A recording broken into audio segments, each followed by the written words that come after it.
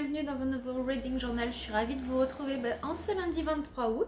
Il est à peu près 10h22, là on est assez matinal aujourd'hui. Je venais vous parler vite fait de ma lecture en cours. Il s'agit de À tous les cœurs que j'ai brisés de Laura S. White, publié chez les éditions Hugo Roman. Je l'ai commencé hier soir, il était un peu plus de minuit, 1h du matin. Bon, je me suis arrêtée de le lire tout simplement parce que j'étais morte de fatigue. Et j'ai repris un petit peu la lecture ce matin au petit déjeuner. Je m'étais dit, bon, tu lis jusqu'à 9h et puis tu vas faire ce que tu as à faire parce que j'ai plusieurs vidéos à vous tourner pour la chaîne, du montage à faire, les chroniques à mettre à jour sur le blog. Qu'est-ce que j'ai d'autre, enfin plein de trucs à faire, enfin que ce soit pour la chaîne, le blog et puis le train-train quotidien de la maison tout simplement. Comme c'est mon jour de repos, c'est le jour où je fais le plus de choses, où je cours dans tous les sens. Surtout qu'hier, bon, mis à part le montage du vlog qui paraîtra ce vendredi-là, en fait j'ai pas fait grand chose parce qu'on était en famille, on a profité, on s'est baigné, enfin voilà, on a passé un petit moment cool où je laissais un petit peu de côté les réseaux sociaux, on va dire ça comme ça. Donc je me suis plongée dans À tous les cœurs que j'ai brisés de Laura S. White. Et déjà en fait j'ai su dès les premières pages que j'allais passer un excellent moment. Dès la première page il y a des citations qui m'ont fait rire. En fait on est dans la vie de Juliette et de Nolan. Ils se sont rencontrés en vacances quand ils étaient enfants. Et suite à ça en fait ils se sont promis un amour éternel, mais les choses font que la vie les a séparés avec un petit élément perturbateur bien entendu. Et cela va impacter leur vie d'adulte et ils vont se re-rencontrer de manière assez impromptue dans leur vie d'adulte et essayer de réparer ce petit truc qui est cassé. Voilà, je vous en dis pas plus. C'est une histoire assez bateau de retrouvailles. Moi j'aime beaucoup ce schéma-là. Mais je voulais vous lire un petit passage qui m'a tellement fait rire. Qui m'a... Je sais pas, ça m'a fait du bien. D'ailleurs, je voulais partager sur Instagram la petite citation, mais c'était vraiment trop drôle. Tac. Alors, attendez, faut que je le retrouve. Tac. Voilà. Je repousse mon voile avec toute la grâce dont je suis capable. Bastian, le grand frère de mon amoureux Nolan, est le plus embêtant de tous les grands frères. Il ne veut jamais jouer avec nous. Et en plus, il râle tout le temps quand on lui demande de nous rendre un service. Nolan dit qu'il est bête parce qu'il a attrapé la puberté. Je sais pas ce que c'est, mais je veux jamais la voir.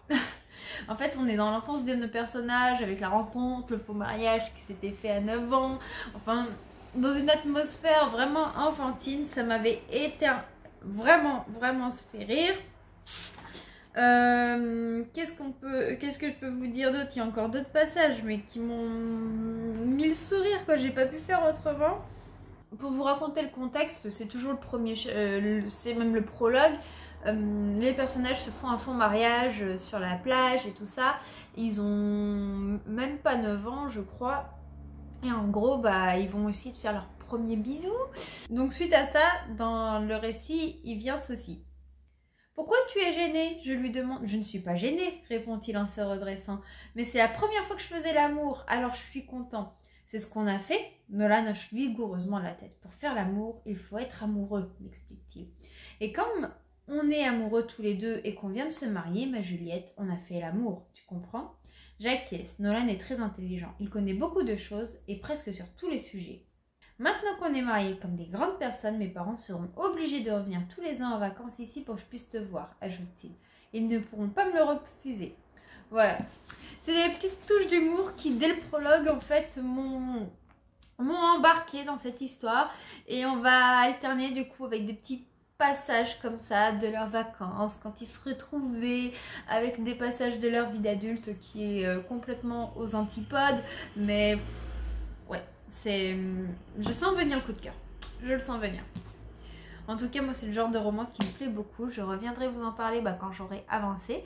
Et sur ce, je vais enfin poser ce livre et me bouger un peu le popotin pour vous tourner les vidéos que je dois vous tourner, dont la vidéo de ma palle du Pumpkin Autumn Challenge. Ce serait pas mal. Qu'en pensez-vous? Et sur ce, je vous dis à plus tard.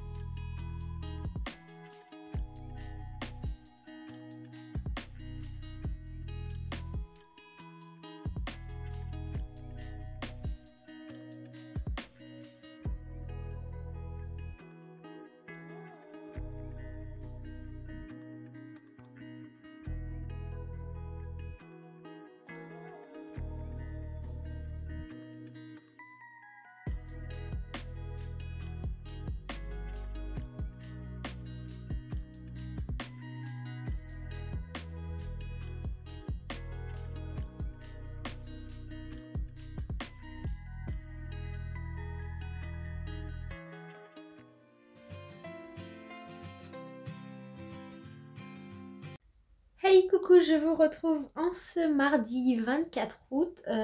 J'ai pas vu passer le mois, c'est dingue. J'ai deux trois petites choses à vous dire. Déjà hier je suis allée faire quelques courses. Je pense que vous avez dû le voir, je suis tombée dans le rayon livre. Oh, oui. Mais j'ai été raisonnable. J'ai vu plein de livres qui me tentaient, mais comme c'est la fin du mois, je pense que c'est un petit peu comme tout le monde, hein, il faut être un peu raisonnable. Et donc je n'ai pris que la suite du tome 4 de Mashle de Harime Komoto, publié chez Kazé.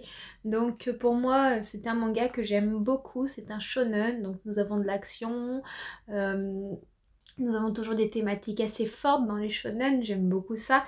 Et nous avons un personnage qui est à mi-chemin entre l'univers d'Harry Potter et puis One Punch Man, donc j'aime beaucoup ça.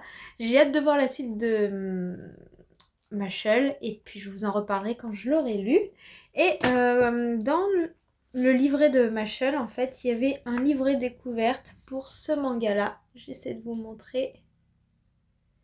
Voilà, donc c'est pour... comment il s'appelle? Keiju numéro 8. Donc c'est le livret découverte. Il y a un petit planning de sortie. Donc le premier tome, il part, non ça veut rien dire, mais il va paraître le 6 octobre 2021, le tome 2 le 8 décembre et le tome 3 en février. Et donc nous avons un petit aperçu des graphismes de ce shonen à parvenir. Voilà, voilà. Bon, je vous avoue qu'il me tente pas plus que ça, mais pourquoi pas.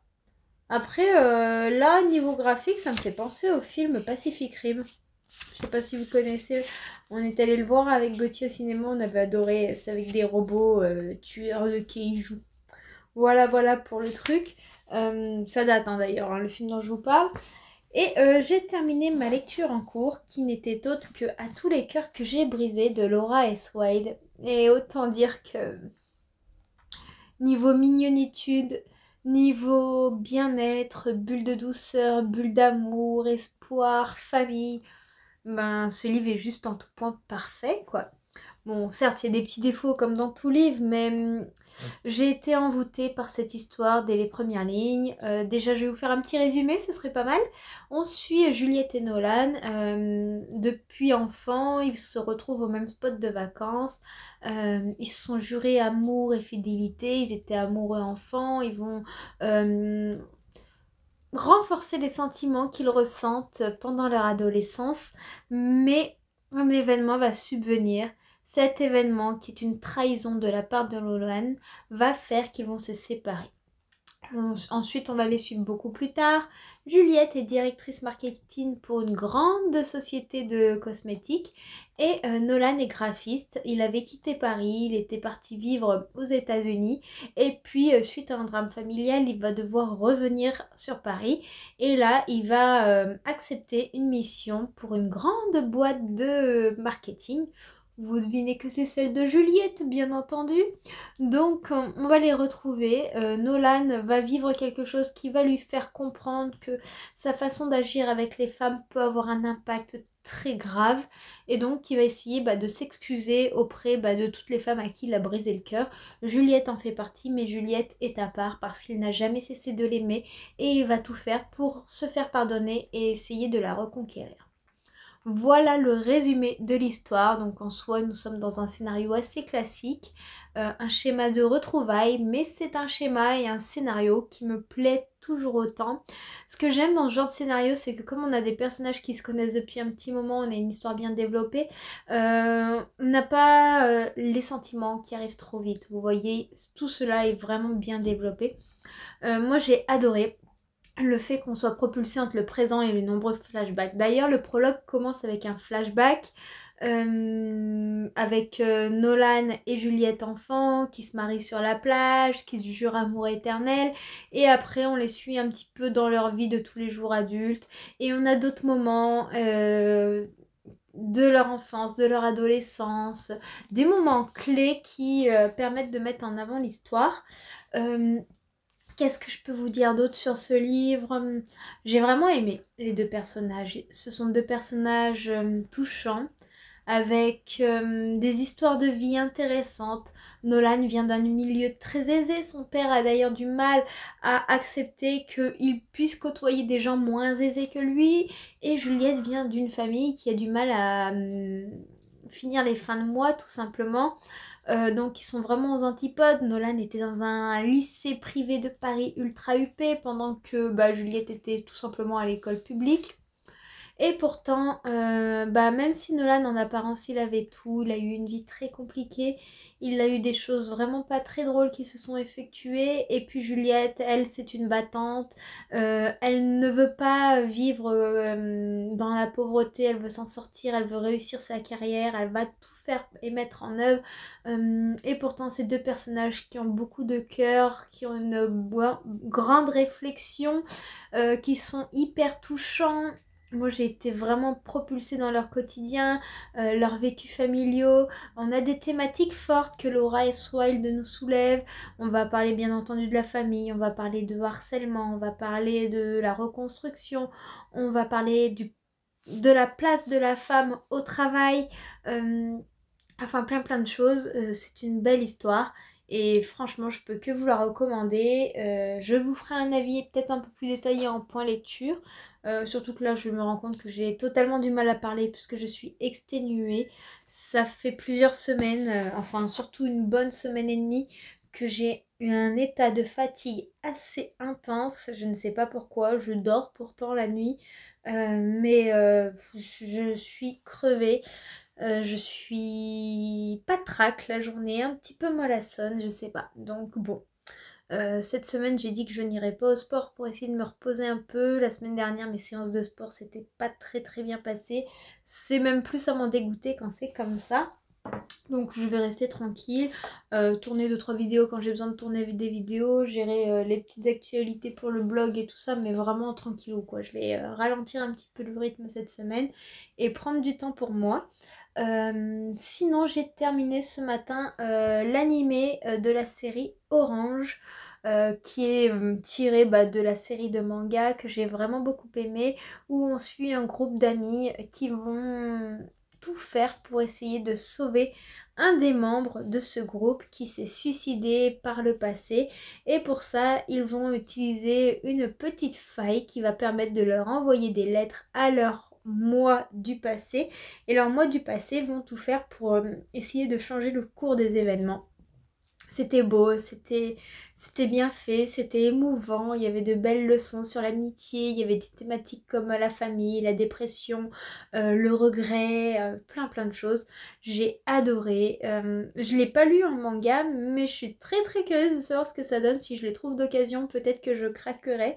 Mais ouais, j'ai passé vraiment un excellent moment. C'était un très beau visionnage. Là, je vais passer sur une petite série tranquille sur Netflix. Je vous en reparlerai en temps voulu. Sur ce, bah, je vais vous laisser. Je vais pas faire trop de bruit parce que là, il y a Gauthier qui est en entretien pour peut-être un nouvel emploi. On verra. Et sur ce, bah, je vous dis à plus tard.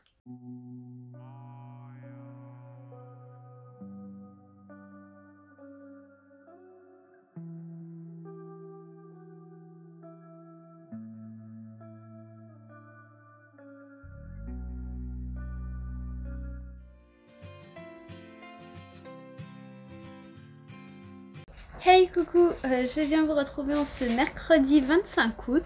Excusez-moi ma tête, je suis pas très en forme et en plus nous sommes en début de matinée, mais je venais de recevoir un colis.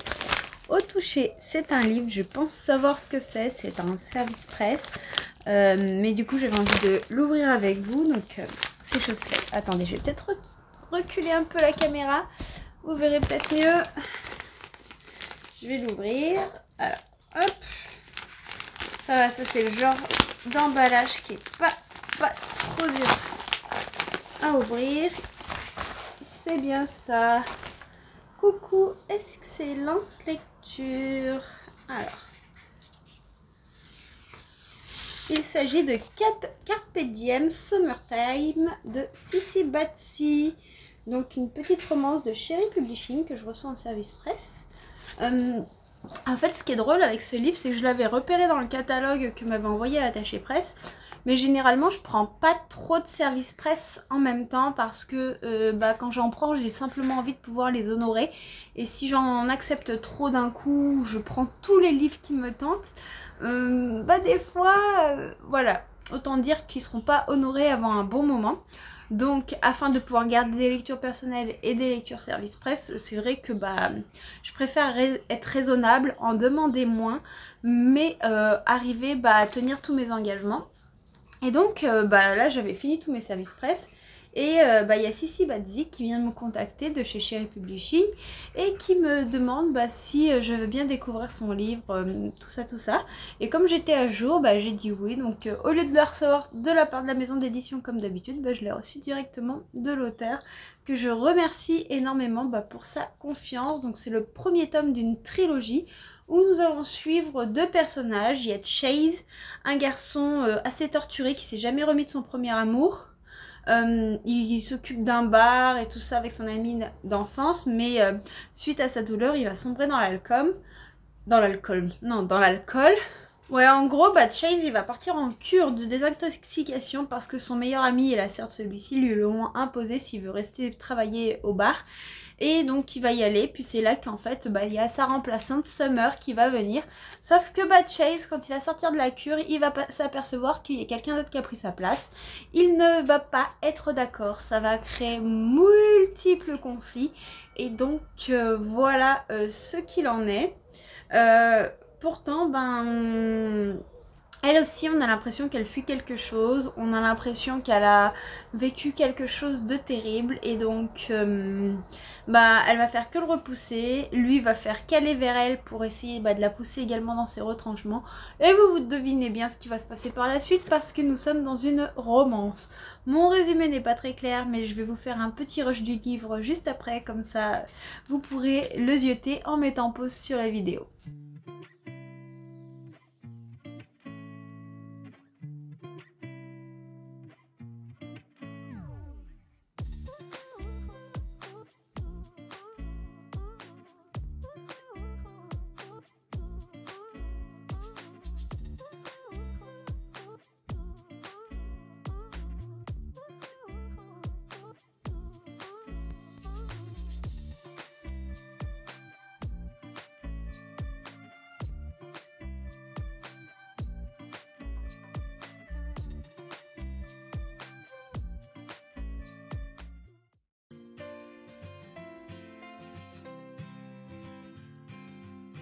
je vous retrouve ce vendredi 27 août parce que j'ai pas mal de petites choses à vous dire.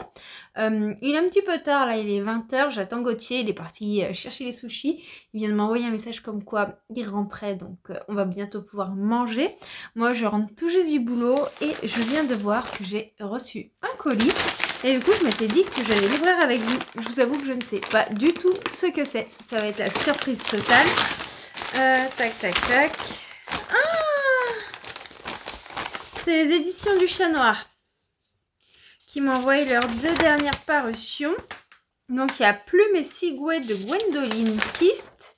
Et Ici se cachent les monstres de Amélinda Bérubé. Je vais vous montrer ça tout de suite. Donc le voici. Ah, il est sublime. Ah, il a pris une tonche pendant le voyage. Voilà. Regardez, il a pris une tonche pendant le voyage. Voilà, mais sinon la couverture est vraiment sympa, moi j'aime beaucoup. Je connais pas du tout le résumé, donc je vais vous le lire. Comme d'habitude, on a une super mise en page avec des en-têtes de chapitres avec un corbeau, je viens de voir. Je vais vous montrer ça. Hop. Voilà. Donc il y a 5 ans, les chasseurs de sorcières sont venus et ont tué presque tous les membres de la famille d'Odette.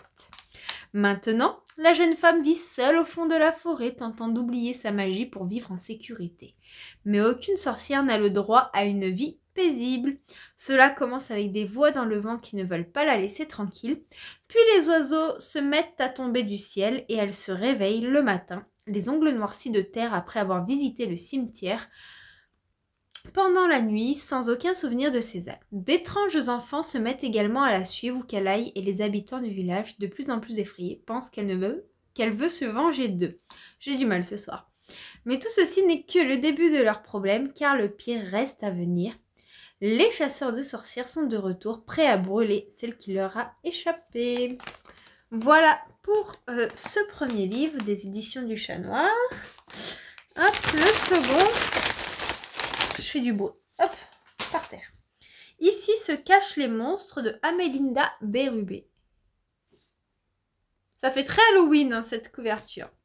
À 16 ans, Sky se lasse des jeux que lui impose son étrange petite sœur. Si Deirdre l'imagine comme son chevalier en armure, elle n'a qu'une envie.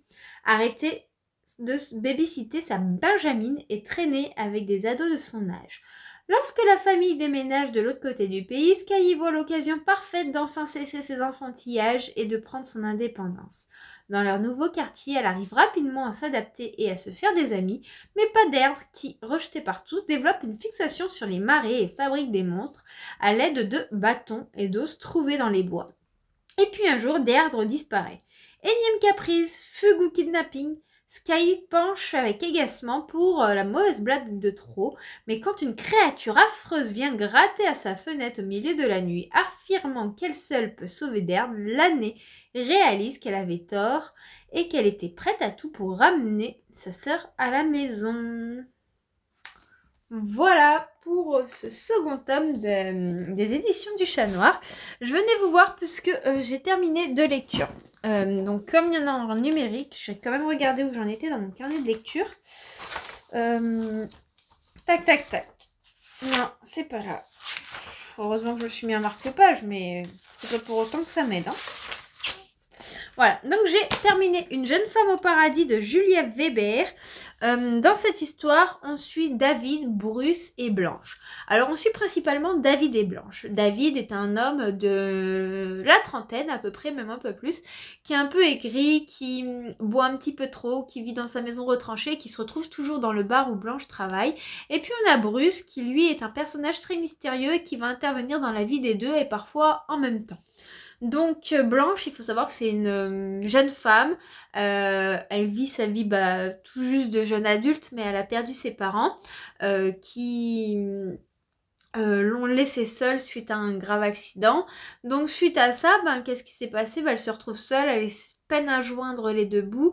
Et David, lui, il a perdu le goût à la vie et en fait, il a des mauvaises nouvelles qui font que sa vie penche vers le mauvais côté. C'est très très dur et délicat de vous parler de cette histoire. Donc en fait, il faut savoir que David, Bruce et Blanche au premier abord, ils ont rien à voir. Il n'y a rien qui les relie. Puis il y a ce fil conducteur du destin qui va les rassembler et qui va faire qu'en réalité, ils ont beaucoup plus de choses en commun. C'est un roman qui a une ambiance très mélancolique et mystérieuse parce que on a une narration très particulière. On va suivre David d'un point de vue omniscient, on va suivre Blanche d'un point de vue omniscient et on va suivre Bruce. Donc David, on a des moments du présent et des moments de son passé. Blanche, nous n'avons que des moments de son présent et Bruce, il intervient par petites touches dans le quotidien de ces deux personnages. Tout est fait pour englober le mystère. Le paradis, c'est le bar où travaille Blanche, mais c'est également l'avenue où habite David. Donc on suit un petit peu les aventures de ces personnages et en fait tout au long du roman je me demandais qu'est-ce qui les reliait, où voulait en venir Julia Weber, je comprenais pas trop, puis petit à petit je me suis mis à faire des suppositions, j'ai essayé de comprendre et finalement j'ai été très très surprise par les révélations que l'on a. C'est un roman, on ne sait pas où il nous emmène. On ne sait pas du tout ce qu'il en est, ce qui va en ressortir. Et c'est un roman qui m'a totalement perturbée. Je ne sais pas comment vous développer mon avis plus que ça. Parce que c'est un roman qui est très court, mais qui est très mystérieux. Et on n'en ressent vraiment pas indemne de cette lecture. Faut que je réfléchisse comment je vais vous en parler en point lecture. Puisque c'est très très compliqué de vous en parler sans vous spoiler. Et j'ai terminé une autre lecture. Hier soir, j'ai lu Deep Scar, le tome 2 de Rossella Cergi. Je vous avais parlé du tome 1 assez récemment. Je vous avais dit que j'étais assez perplexe parce que j'avais l'impression de le relire after et en fait cette fois-ci le tome 2 se différencie un peu même s'il y a toujours des airs de ressemblance mais surtout j'ai apprécié voir ce que je comprenais pas forcément dans le tome 1. Donc je vais vous faire un très très bref résumé pour ceux qui n'ont pas eu mon avis sur le tome 1. Dans le premier tome de Bdiscar, on suit Sophia qui arrive à Turin, qui va emménager dans un nouvel appartement avec une nouvelle colocataire. Son copain va l'amener à Turin justement pour l'accompagner dans ce début de nouvelle vie, mais il va repartir dans leur village natal. Sauf que son copain comme ses parents ne sont pas d'accord parce qu'ils trouvent la nouvelle colocataire de Sophia un peu trop délurée et ils n'approuvent pas forcément les fréquentations de celle-ci, ils aimeraient qu'elle reste un peu retranchée dans son village et tout ça, enfin ils sont pas trop pour son indépendance. Et puis il y a cet ami, Lorenzo, qui est le meilleur ami de sa nouvelle colocataire, Veronica, qui a une attirance pour Sophia. Sophia va sentir qu'il y a quelque chose qui les unit, mais elles ne savent pas quoi. Voilà. Donc on est un peu dans cette atmosphère-là. Et là, on va suivre Sophia, qui va continuer un petit peu sa vie étudiante, continuer à se faire des amis, tout ça. Et on comprend un petit peu mieux où veut nous emmener Rossella Cergi. Parce que j'avais senti qu'il y avait une aura de mystère qui flottait entre Lorenzo et Sophia. Et cette fois-ci, on a quelques révélations qui nous éclairent un petit peu sur le sujet. Et on a des révélations qui nous éclairent un petit peu sur les choses qui m'avaient interrogée dans le tome 1. Parce que j'avais trouvé que certaines relations entre certains personnages n'étaient pas forcément logiques. Je trouvais qu'il y avait certains trucs au niveau des comportements des parents, comme du copain de Sophia, qui étaient quand même assez alarmants. Et là, tout s'explique. Voilà, je peux pas vous en dire plus, mais on a des explications qui nous éclairent. Et du coup, ça m'a beaucoup plus plu et j'ai hâte de voir où va nous emmener Rossella Cergi dans le tome 3 parce que du coup, ça a vraiment attisé ma curiosité. Je me suis vraiment délectée du graphisme qui est très très fin, très agréable. Je vous fais juste un petit mouvement comme ça pour éviter de vous spoiler comme c'est un tome 2. Mais franchement, c'était un très bon deuxième tome. En tout cas, je l'ai préféré au tome 1 parce que j'ai compris un petit peu plus les tenants et les aboutissants de cette histoire. Et là, je suis en train de lire Carpe Diem Summertime, du coup de Sissi Bazzi. Ah, oulala! Donc je fais tout tomber. Je vous en avais parlé du coup en début de semaine quand je l'ai reçu, où nous allons suivre Chase qui a perdu son grand amour et qui est en pleine reconstruction suite à une cure de désintoxication. Puis il y a Summer, une jeune femme qui va venir le remplacer dans le bar dans lequel il travaille et dont il possède des parts. Mais à son retour, il va pas forcément être d'accord que Summer reste, sauf que son meilleur ami et associé Marc lui aimerait que celle-ci reste parce que elle a beaucoup investi d'elle-même dans ce bar, elle a beaucoup de bonnes idées et l'agrandissement de celui-ci fait que c'est une bonne place pour elle et pour eux ce serait plutôt bien qu'elle reste afin de les aider parce qu'ils pourront pas arriver à tout gérer.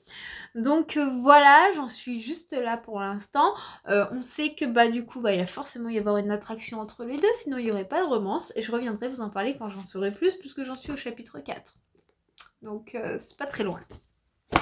Voilà pour ce qu'il en est de mes lectures, de mes réceptions. Je vous laisse, je vais aller manger mes sushis puisque Gauthier va vraiment pas tarder. Et en attendant, je vous retrouverai sûrement plus tard dans le week-end pour continuer à papoter lecture.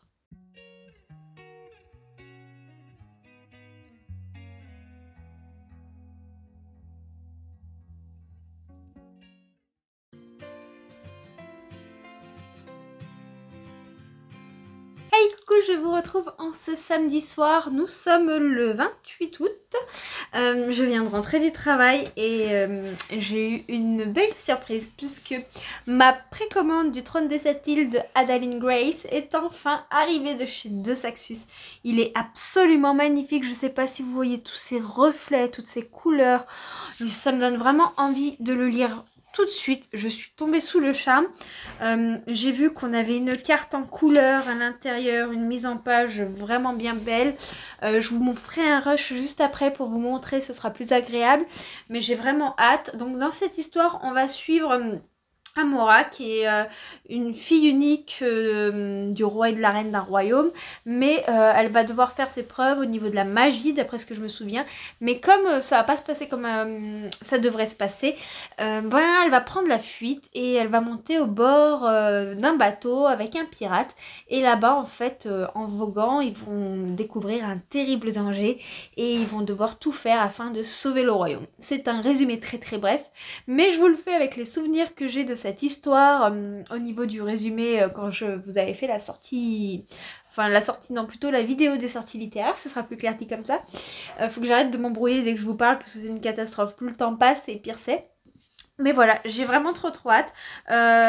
Serpentine Dove avait du retard, je l'avais aussi précommandé il y a un petit moment déjà, il y a plus d'un mois, et j'espérais l'avoir à la date de sa sortie, c'est-à-dire mercredi dernier, et j'ai reçu un message d'Amazon pour me dire qu'il avait du retard et il a été expédié aujourd'hui, donc avec un peu de chance je l'aurai lundi, mais comme je dois tourner mon book haul lundi pour le mois de septembre, je sais pas si le livre sera arrivé avant le book haul ou après.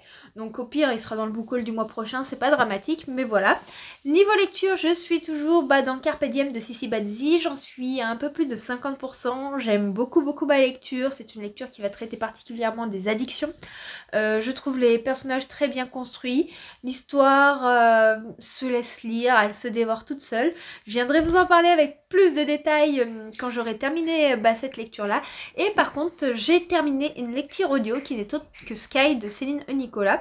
C'est un livre que j'avais déjà lu en lecture numérique, je vous en avais déjà fait un point lecture, donc si vous êtes curieux, je vous laisse vous référer à celui-ci.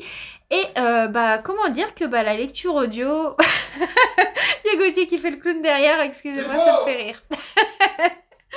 Donc, comment vous dire que la lecture audio, elle m'a emportée. J'ai pris un plaisir énorme à redécouvrir cette histoire où on suit Amy, qui est community manager dans une maison d'édition qui publie du thriller. Et elle va devoir partir sur l'île ça veut rien dire, sur l'île de Skye pour taper le manuscrit de William Anderson qui est l'auteur phare de cette maison d'édition. Donc William Anderson, d'après ce qu'elle sait, c'est un homme vieux qui écrit des histoires noires qu'elle n'aime pas du tout. Elle comprend pas pourquoi sa patronne l'envoie sur cette île, surtout qu'en plus elle lui a fait sauter complètement ses congés et elle est pas très enchantée. Et puis du coup on va suivre son périple sur l'île de Skye, une rencontre qui va bien entendu faire qu'il y aura une romance et on va découvrir l'avancement et le pourquoi du comment les écrits de William sont si sombres, si torturés, tout ça. Je vous en dis pas plus, je reste très très vague sur le résumé parce que c'est une histoire qui se spoil très facilement, mais c'est une écoute audio qui m'a beaucoup plu. J'avais adoré Skye, ça avait été un coup de cœur quand je l'ai lu et là j'ai pris un plaisir immense. J'ai trouvé que les comédiens qui nous narraient cette histoire, ils avaient le bon ton au bon moment. Il y a 6 heures d'écoute, les 6 heures d'écoute je me les suis fait en moins de 3 jours, donc c'est que ça passe vraiment tout seul. J'écoute au petit déjeuner, j'écoutais dans la voiture, quand je travaille, vu que je fais des trajets de maison en maison, je suis beaucoup en voiture. Voilà, je me suis vraiment laissée emporter et la plume de Céline est toujours aussi exquise. Bon, je vous en dirai pas plus puisque j'en ai déjà fait un point lecture au niveau de la lecture numérique et mon avis n'a sensiblement pas changé. C'est une lecture qui m'a transportée et l'audio n'enlève en rien le charme de ce livre. Cependant, je pense que je vous referai un post écrit pour Instagram concernant ce livre-là. Puis je vous en referai peut-être pas un point lecture comme je vous en ai déjà fait un sur celui-ci il y a un petit moment. Voilà, bon sur ce, je vous laisse. Je vais pas tarder à aller manger et puis je vais admirer ce beau bébé qui me fait de l'œil de manière assez incroyable.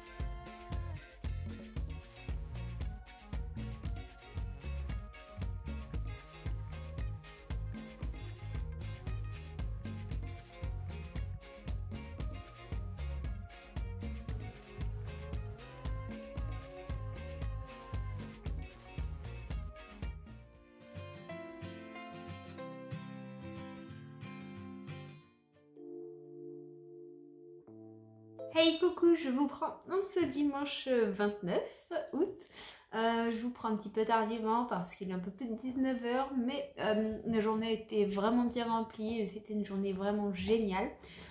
Aujourd'hui, il y a des amis qui sont venus manger, dont une copine de l'internat avec qui j'étais au lycée, donc ça date d'il y a un petit moment déjà, ça fait plus de 10 ans d'amitié et ça faisait un long moment qu'on s'était pas vu, tout simplement parce qu'il y a eu le Covid et d'autres événements extérieurs qu'on fait que même si on gardait contact, on pouvait pas se voir autant qu'on l'aurait souhaité.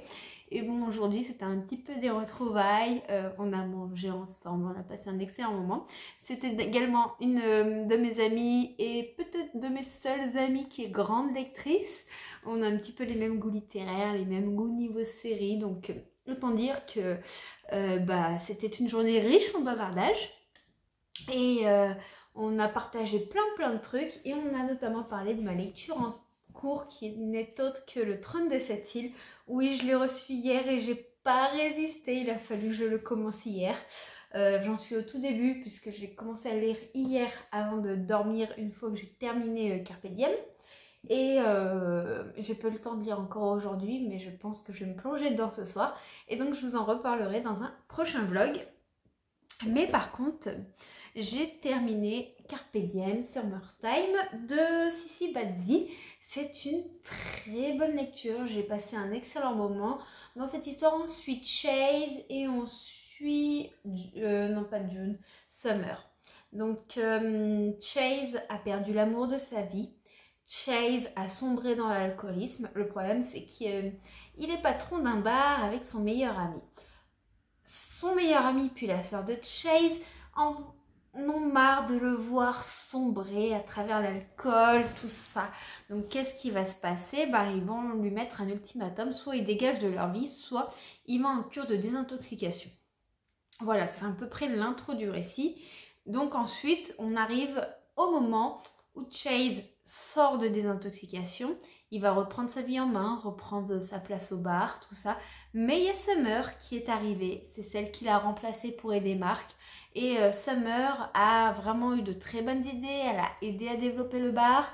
Et Mark aimerait la garder et lui proposer une place d'associé. Chase ne va pas être d'accord, mais il sera forcé d'admettre que Summer a vraiment de très bonnes idées et s'occupe super bien du bar. Donc ils vont devenir 3 associés. Le problème, c'est que une relation dans leur cas n'est pas appropriée. Summer a énormément de casseroles et Chase n'est pas totalement remis de tout ce qui s'est passé. De plus, ils travaillent ensemble, donc il ne faudrait pas qu'une relation personnelle vienne entacher leur relation professionnelle. Voilà un petit peu le sujet de cette histoire. Donc nous allons suivre les personnages à tour de rôle. Nous avons les 2 points de vue. Nous avons le point de vue de Chase et nous avons le point de vue de Summer. J'ai bien apprécié les 2 personnages, même si je trouve que il me manque cette partie de la cure de désintoxication. J'aurais aimé un petit peu voir comment Chase a vécu cette épreuve-là. Et même s'il y a certains moments où on voit que Chase il n'est pas totalement remis de son alcoolisme, j'aurais aimé que ce soit un petit peu plus poussé. Cependant, en fait, c'est un livre qui va traiter de beaucoup de sujets forts. On va parler de choses notamment qui vont toucher, et je le cite même si je ne devrais pas forcément, mais je vais en parler parce que c'est un trigger warning, ça peut être difficile. On va parler de plusieurs types d'agressions sexuelles. Donc je vous en dis pas plus, je vous dis pas qui ça concerne. Il y a plusieurs destins liés suite à ça. On va parler de trafic de drogue, on va parler d'alcoolisme, on va parler de beaucoup de sujets sombres à travers cette romance. Donc je pense qu'il était difficile de creuser. Et pourtant, les réactions des personnages, elles sont bien mises en avant, bien exploitées, parce qu'on sent que on ne guérit pas comme ça, on sent que ils ont des difficultés et je trouve que c'est très très bien exprimé. Au début j'avais un petit peu peur parce que il n'est pas très épais en fait. Et malgré le peu d'épaisseur, je trouve que c'est vachement bien mis en avant. J'ai vraiment hâte de voir les autres tomes qui seront concentrés sur d'autres personnages en lien avec ces personnages-là. Mais en tout cas, j'ai été assez bien surprise par la façon dont l'auteur a maîtrisé ces thématiques, notamment les réactions des personnages, comme je le disais. J'ai aussi beaucoup aimé la diversité qu'il y a dans ce roman, parce que nous avons plusieurs personnages homosexuels. Du coup, je trouve ça vraiment très très sympa. C'est des personnages qui ont aussi un rôle assez capital. Ouais, c'était une bonne lecture. Je vous en parlerai plus en détail dans un point lecture. Je ne me suis pas encore posée pour réfléchir un petit peu plus, pour avoir un avis plus complet, plus détaillé. Mais j'ai passé un excellent moment. Voilà pour ce qu'il en est de mes lectures en cours. J'ai un petit peu soif, vous m'excusez. Voilà pour ce qu'il en est de mes lectures en cours. Là, le programme de ce soir, ça va être un petit apéro avec mon doudou. On va se regarder la suite de My Hero Academia. Et après, ça va être douche, montage du vlog que je suis en train de vous tourner à l'instant T. Et programmation des vidéos pour la semaine. Sachant que là, on a enfin commencé la saison 5 de My Hero Academia et j'adore. On est vraiment avec énormément de surprises, de révélations. Je suis totalement embarquée, j'adore cet animé. Enfin voilà, et il y a un animé qui est arrivé récemment sur Netflix, c'était un manga, et j'ai vraiment hâte de le découvrir en animé, puisque j'ai toujours pas lu ce manga là, c'est Eden Zero. C'est un manga qui est créé par Hiro Mashima, qui est le créateur de Fairy Tail. J'adore Fairy Tail, que ce soit en manga ou en animé, c'est incroyable. Et on m'a dit qu'il avait une petite touche un peu de Fairy Tail de par les graphismes qui se ressemblent beaucoup. Il y a un peu le même humour que dans... Ah, comment ça s'appelle déjà? Oh, j'arrive pas à retrouver le nom, mince. Les Seven Deadly Sins, voilà. C'est pareil, c'est un animé que j'adore, donc j'ai hâte de voir ce que ça peut donner. Si vous l'avez lu ou vu, n'hésitez pas à me donner votre avis en commentaire dessus. Et sinon, je vous ai pas trop parlé de mes visionnages cette semaine, mais là je suis en train de me mater sur Netflix Chesapeake Shore, qui est une série d'histoire de vie, d'une famille qui a ses démons, ses problèmes. C'est une série avec diverses problématiques, un peu cocooning. J'en suis à la saison 2 et ça se laisse bien regarder. C'est pas la série du siècle, c'est pas une série avec plein d'actions, mais c'est une série que j'aime beaucoup. C'est un peu du même style que les séries un peu comme les Frères Scott, C'est à la maison, ce genre de série-là, voilà. Ça me fait passer le temps, ça me fait un bon bruit de fond aussi quand je fais 2-3 petites bricoles. Voilà, une série pour changer les idées sans se prendre la tête, c'est juste parfait. N'hésitez pas pareil à me dire si vous l'avez plutôt vu cette série, si vous l'avez aimé, ce que vous en avez pensé, tout ça, tout ça. Sur ce, je vais vous laisser, je pense que j'ai assez blablaté. J'espère que ce vlog vous aura plu. En tout cas, moi, ça m'a toujours fait plaisir de venir vous parler. Même si je fourche un petit peu, pas mal, beaucoup sur les mots. Plus je suis fatiguée et pire c'est en plus, et j'ai passé une semaine éclatée. Donc ça n'a pas aidé. Bon, j'arrête de bavarder encore une fois. Et je vous dis à très bientôt pour une prochaine vidéo. Ciao, ciao!